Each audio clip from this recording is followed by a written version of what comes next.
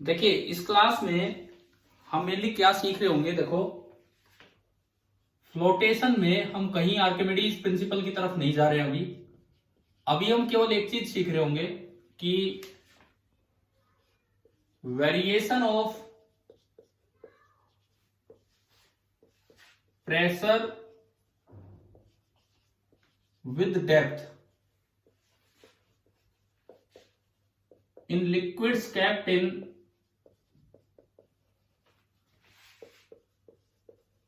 Stationery container. एक चीज उसी में कुछ ना कुछ नई बातें भी आएंगी, आप ढंग से सीखते चलें। With liquids kept in stationary container, ये हमें देखना है।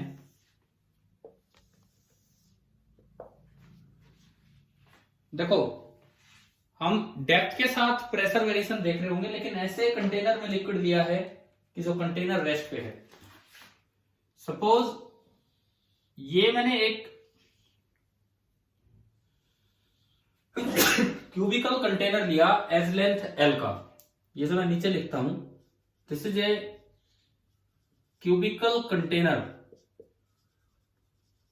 Of edge length L.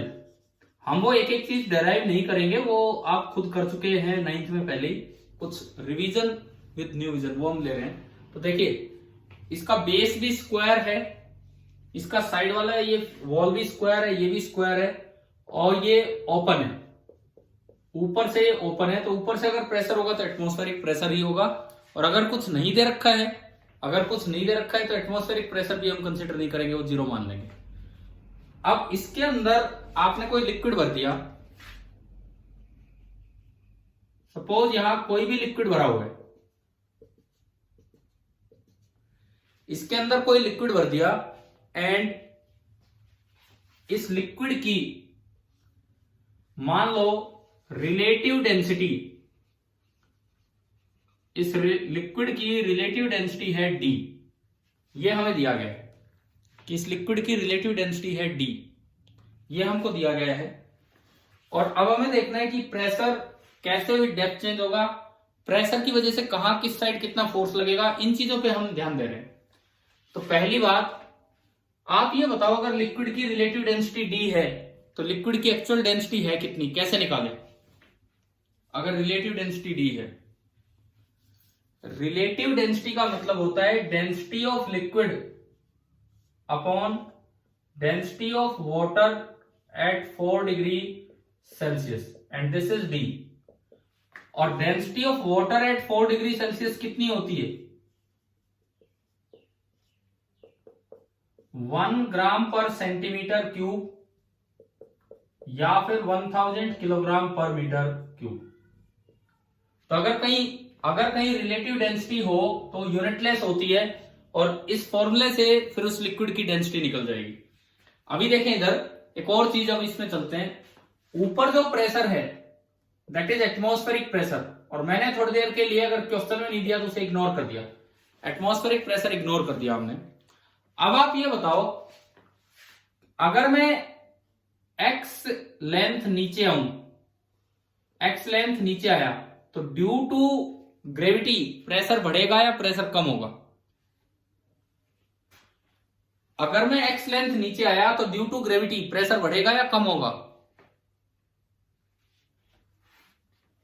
बढ़ेगा, बिल्कुल बढ़ेगा। अभी कंटेनर रेस्ट पे है तो ओनली ड्यू टू ग्रेविटी बढ़ रहा होगा, कोई कंटेनर का एक्सेलरेशन नहीं है। यहां अगर प्रेशर 0 था तो यहां बताओ कितना हो जाएगा? एक्स नीचे कितना होगा? रो ऑफ लिक्विड, वो रो मान लो, डेंसिटी ऑफ लिक्विड जो भी है, इस लिक्विड की डेंसिटी मैंने रो मान ली, रिलेटिव डेंसिटी दी है तो वहां से कैलकुलेट हो जाएगी, ये हमने रो माना, इंटू जी और इंटू एक्स। ये पता है ना, ये फॉर्मूला पता होगा सभी को, ठीक है? Rho G x. अब देखो अगर मैं बिल्कुल बेस पे चला जाऊं, कितनी लेंथ नीचे गया मैं बताओ? बिल्कुल बेस पे जाना है तो कितनी लेंथ नीचे गई? 2x। ये कहां से आ गया? 2x कहां से आ गया? L, कंटेनर की एज लेंथ है L, ये पूरी लेंथ जो है दिस इज L। यानी कि अगर आप बेस पे प्रेशर लिखोगे तो प्रेशर एट द बेस कितना होगा? अगर एटमॉस्फेरिक प्रेशर 0 है तो रो इंटू जी इंटू एल। अब देखो, सबसे पहले हम सीखें फोर्स ऑन बेस। सबसे पहले हम ये सीखें कि फोर्स ऑन बेस, बताओ भाई, क्या बेस पे हर जगह प्रेशर सेम है? बेस पूरा सेम डेप्थ पे है तो हर जगह प्रेशर सेम है। ये हम लिख रहे हैं force on base due to liquid. हाँ ठीक है, बिल्कुल सेम है। देखिए, force on base due to liquid कितना होगा? प्रेशर होता है फोर्स अपॉन एरिया, तो फोर्स हो जाएगा pressure into area. Area of base कितना है? Area of base L square, तो वहां पे जो फोर्स होगा that will be rho G L और इंटू एल स्क्वायर, तो रो जी एल क्यूब। क्या फोर्स ऑन द बेस निकालना आ गया हमें? किस तरह निकालना था? ठीक है। अब देखो, force on side wall, side wall पे फोर्स कैसे निकालना है वो सुने आप, उसका तरीका देखिए। अब ये होने के बाद साइड वॉल पे फोर्स कैसे निकालना है वो समझिए। साइड वॉल पे तो हर जगह अलग अलग प्रेशर होगा भाई। यहां देखते हो, यहां तो प्रेशर है रो जी एक्स। अब थोड़ा और आगे जाओगे तो थोड़ा और चेंज हो जाएगा। तो ऐसे में आपको क्या करना होता है, सुनो। आप एक एलिमेंट मानिए साइड वॉल पे, पहले मैं एक्स नीचे गया और अब मैं जा रहा हूं एक्स प्लस डी एक्स नीचे। यहां ये इतना छोटा सा आप आगे बढ़े हो, हालांकि प्रेशर में थोड़ा चेंज होगा, परंतु इस छोटी सी डेप्थ के लिए आप प्रेशर नियरली सेम मान सकते हो। तो यूं बताओ, इस dx लेंथ वाले पोर्शन पे बाहर की तरफ कितना फोर्स लगेगा अगर यहां प्रेशर रो जी एक्स है? तो अगर यहां प्रेशर है रो जी एक्स, इस पूरी स्ट्रिप पे मैं प्रेशर रो जी एक्स मान सकता हूं। क्या ये बात समझ में आ रही है कि जब भी कभी एलिमेंट मानते हैं तो उस प्रेशर को या जो भी वेरिएबल क्वांटिटी है अगले dx लेंथ में उसे हम सेम मान लिया करते हैं ताकि वो कैलकुलेट हो पाए फोर्स वगैरह। अब देखो, इस पे अगर मैं df लिखूं इस छोटे से एलिमेंट पे, आप मुझे एक बार ये बताओ, अगर आप विजुअलाइज कर पा रहे हो, यहां एक स्ट्रिप बनेगी। देखो, एक बच्चा अपना माइक ऑफ करे यार, एक की वजह से बड़ा डिस्टर्बेंस हो रहा है शुरू से ही। माइक ऑफ करे जहां से भी आवाज आ रही है। देखिए, ये जो स्ट्रिप बनेगी इसकी लेंथ तो है dx। बताओ, इस स्क्वायर वॉल पे जो स्ट्रिप बनी, स्क्वायर वॉल है पूरी यूं, स्क्वायर वॉल है पूरी यूं इस तरह से, इस स्ट्रिप का एरिया कितना होगा पीछे तक? ये जो स्ट्रिप बनेगी dx और नीचे जाने पे कितना होगा इसका एरिया? L into dx। हाँ, तो इस L dx, तो इस स्ट्रिप पे जो फोर्स लगेगा df कितना लगेगा? कितना लगा? यहां प्रेशर है रो जी एक्स इंटू यहां एरिया, एरिया कितना है इस स्ट्रिप का? L dx, तो फोर्स आ गया rho G L into X D X. Total force चाहिए तो इसको इंटीग्रेट कर दो। देखो, एक चीज आप देखिए, यहां ऊपर प्रेशर कम है तो ये फोर्स कम होगा, नीचे आओगे प्रेशर बढ़ेगा, फोर्स बढ़ा, यहां और बढ़ा, और नीचे और ज्यादा, तो ये जो फोर्स है ये फोर्स इस तरह से बढ़ता चलेगा। यहां कम, यहां थोड़ा कम, यहां ऊपर और कम। समझ गए हो क्या? जैसे जैसे नीचे आ रहे हो दीवार पे प्रेशर बढ़ता जा रहा है तो फोर्स भी बढ़ता चलेगा। तो मैंने बीच में कहीं स्ट्रिप पे लिख दिया df ये है टोटल फोर्स। df से अगर टोटल फोर्स चाहिए तो आप उसका इंटीग्रेशन कर दीजिए। इस इंटीग्रेशन में x वेरिएबल है, आप x की लिमिट बताओ कहां से कहां है कि मैं पूरे फेस को कवर कर दूं। x की लिमिट कहां से कहां है? x initial 0 and x final last तक 0 से l। तो इसमें देखो, यह आया रो जी एल तो कांस्टेंट है, बाहर आ गया, और integral x dx and limit 0 to l। तो जो f आया वो आया rho G L. x dx का इंटीग्रेशन पता है, इंटीग्रेशन करना आता होगा हमें। पावर एक बढ़ा दी और बढ़ी हुई पावर से डिवाइड कर दिया, 0 से l। अब देखो, 2 तो कांस्टेंट है, बाहर आ जाएगा, रो जी एल बाई 2। अंदर बताओ क्या बचा? अंदर क्या लिमिट बची? L square minus 0 square. तो ये जो फोर्स आपका निकल के आया, पूरे पे जो फोर्स निकल के आया टोटल फोर्स, ये आया rho G L cube upon 2। ये जो टोटल फोर्स आ रहा है this is coming out to be rho G L cube upon 2। आप बताओ, लिक्विड भरा है कंटेनर में तो क्या साइड वाली दीवार पे फोर्स निकालना आ गया समझ में कि नहीं? कैसे निकालना है? ठीक है। अब ये तो है बिल्कुल प्रॉपर मेथड, ये तो बिल्कुल प्रॉपर मेथड है इंटीग्रेशन से, जैसे प्लस वन प्लस टू को सिखाते हैं। आपको यहां एक छोटा रिजल्ट और बताया जा सकता है इसको डायरेक्टली लिखने का तरीका। वो क्या है वो देखिए, मैं मिटा दूं, ये आ गया होगा समझ में। देखो इसको डायरेक्टली लिखने का क्या तरीका है वो सुने। सबसे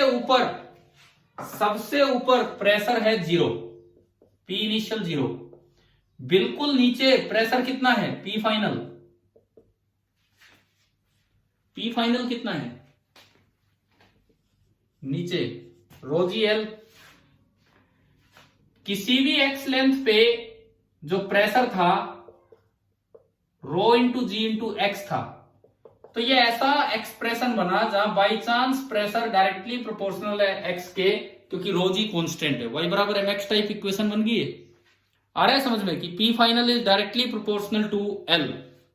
ठीक है, जब भी कभी डायरेक्टली प्रोपोर्शनलिटी होती है तो एवरेज वैल्यू होती है इनिशियल प्लस फाइनल अपॉन 2। पढ़ाई हमने 9th क्लास में, काइनेमेटिक्स में भी बताया कि एक्सेलरेशन कांस्टेंट हो तो एवरेज वेलोसिटी हो जाती है इनिशियल प्लस फाइनल अपॉन 2। तो जब भी कभी ऐसे पी का variation directly proportional to X है, डायरेक्ट है, तो आप लिख सकते हो average P is equal to, मतलब पूरे पे लगभग इतना प्रेशर, पी इनिशियल ऊपर 0, P final rho G L divided by 2। तो जो एवरेज पी निकल के आया, rho G L upon 2, rho G L upon 2। अब पूरे पे लगभग यही प्रेशर है। एवरेज वैल्यू का मतलब ये होता है ना ऊपर ज्यादा होगा ना नीचे कम होगा, पूरे पे लगभग ये मान सकते हो। तो जो फोर्स होगा, force on the wall, average pressure तो हर जगह सेम है इनटू एरिया। इस दीवार का एरिया कितना है, इस दीवार का एरिया कितना है, टोटल एरिया एल स्क्वायर। तो आपने एवरेज प्रेशर लिया रो जी एल बाई 2 और इंटू एल स्क्वायर, कितना आ गया, rho G L cube by 2। यही आया था आपका अभी आंसर थोड़ी देर पहले भी। वो तो ज्यादा बेसिक मेथड है, वो तो हमेशा वैलिड है, वो वाला मेथड तो हमेशा ही वैलिड है, परंतु ये वाला मेथड मतलब डिपेंड करता है कि P डायरेक्टली प्रोपोर्शनल एक्स है, इस तरह का रिलेशन आ रहा है तो आप लगा पाएंगे, नहीं तो ये नहीं लगा पाएंगे। चलो ये आया यहां तक समझ में, ठीक है। अब देखो आगे देखो, जरूरत है क्या, हाँ ठीक है कर दूंगा मैं, ठीक है ठीक है। अभी अटेंड नहीं कर रहे हो, हाँ तो कोई बात नहीं यार, है स्क्रीन नहीं दिख रही, ऐसा कैसे हो सकता है।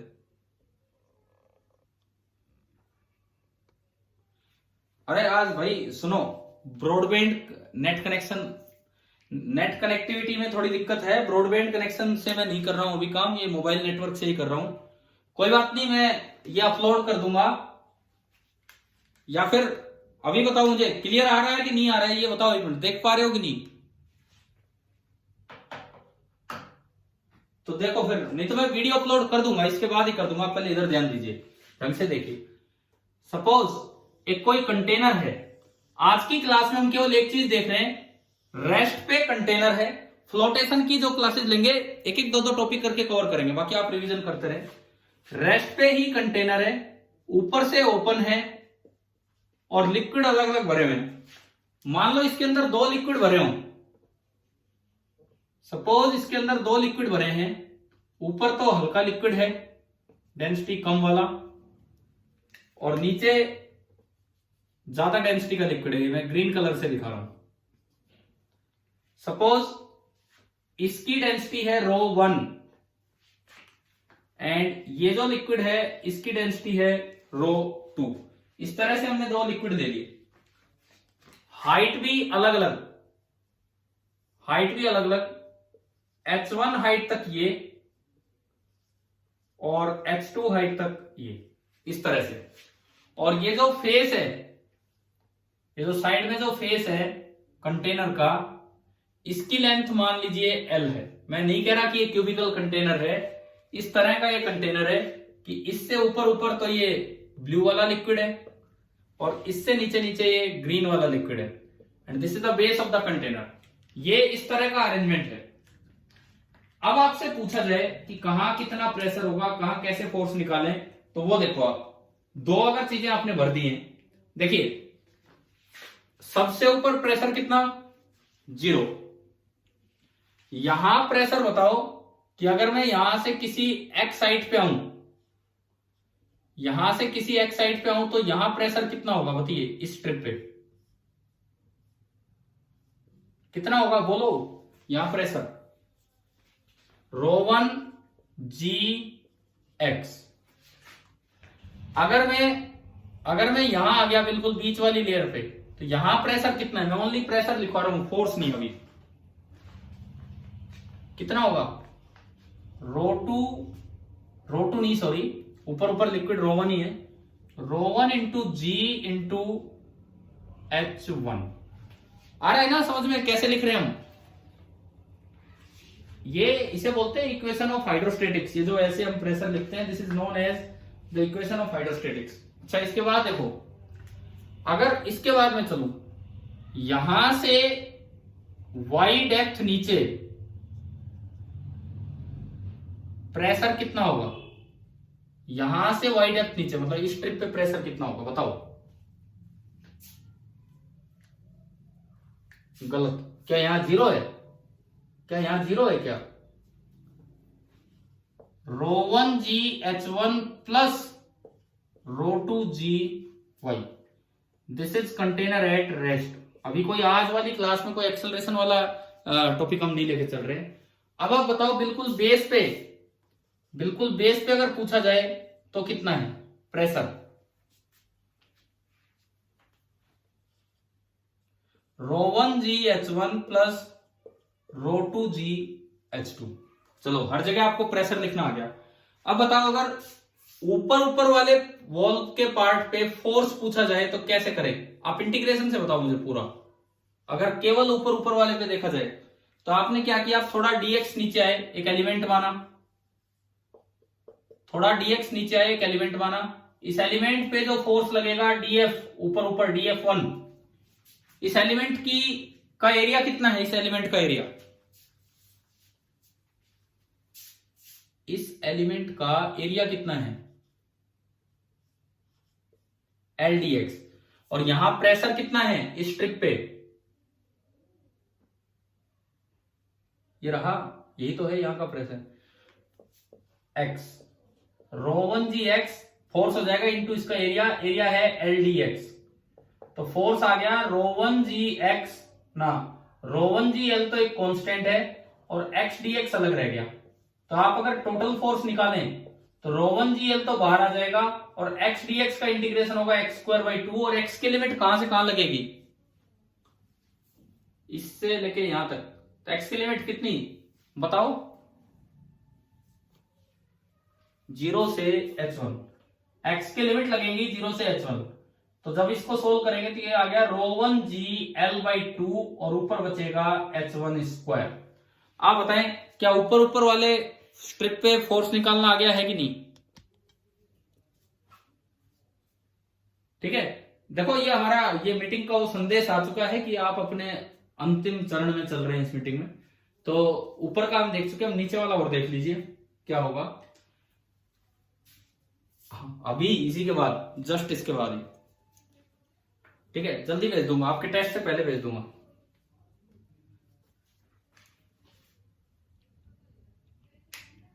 अरे ध्यान दो, पता नहीं क्या क्या बोल रहे हो, कुछ समझ नहीं आ रहा, इधर सुनिए। आप इस स्ट्रिप पे ये लोअर पार्ट पे अगर फोर्स F2 लगे तो मैंने क्या किया, फिर से मैं y लेंथ नीचे गया, y पे प्रेशर कितना है ये लिखा हुआ है यहां, इस पे फोर्स निकालना है तो आप थोड़ा और नीचे जाओ, dy, ये L, इसका एरिया कितना होगा, इसका एरिया इस स्ट्रिप का L इंटू dy। तो आप बताओ इस पे अगर मैं df2 लिखूं, df2 आगे की तरफ, तो df2 लिखवाएं कितना होगा, df2 कितना होगा, df2 कितना होगा,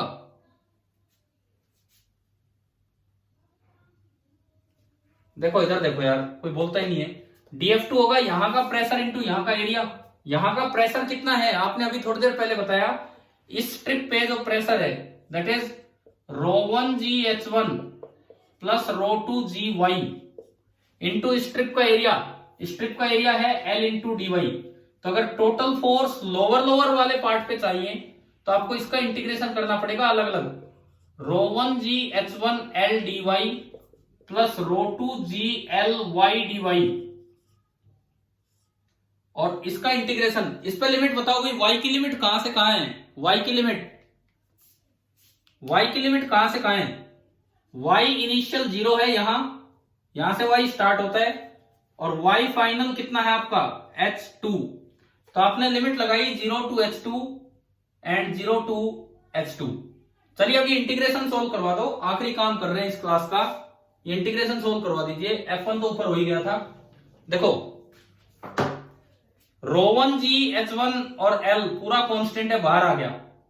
F2 बराबर ρ1gH1L पूरा कांस्टेंट है, इंटीग्रल dy क्या बनेगा, इंटीग्रल dy क्या होगा बताओ,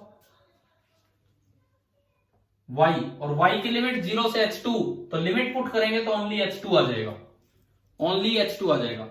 प्लस दूसरा ρ2gL कांस्टेंट, y dy का इंटीग्रेशन होगा y²/2 और जब आप इसमें लिमिट पुट करेंगे तो हो जाएगा h2²/2।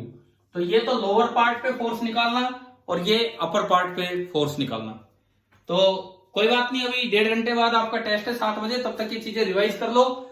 जो फ्लोटेशन में आपकी क्लास में लिया जाएगा उन्हीं पे क्वेश्चंस होंगे। आज कोई आर्किमिडीज प्रिंसिपल पे नहीं, पास्कल्स लॉ पे नहीं और किसी टॉपिक पे नहीं, जो आज ये pressure variation with depth in stationary container है उस पे और फोर्स निकालने पे जो क्लास में पढ़ाया है इन्हीं चीजों को हम आपसे अप्लाई करवाएंगे। ठीक है, आप अपनी तैयारी कीजिए, मैं ये वीडियो भेज रहा हूं आपके लिए। Thank you.